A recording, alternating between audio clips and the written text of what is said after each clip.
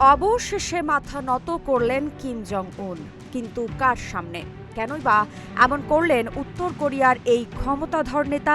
সেই দৃশ্য ঘিরেই শুরু হয়েছে নতুন আলোচনা। আসলে উত্তর কোরিয়ার রাজধানী পিয়ংইয়ংয়ে কোরিয়ান যুদ্ধের প্রবীণ যোদ্ধাদের সম্মান জানাতে বিশেষ অনুষ্ঠানে হাজির হন কিম জং উন। সেখানে একে একে যুদ্ধ ফেরত বীরদের সঙ্গে দেখা করেন, তাদের অভিবাদন জানান, করমর্দন করেন এবং স্মৃতিচারণমূলক ছবিও তোলেন।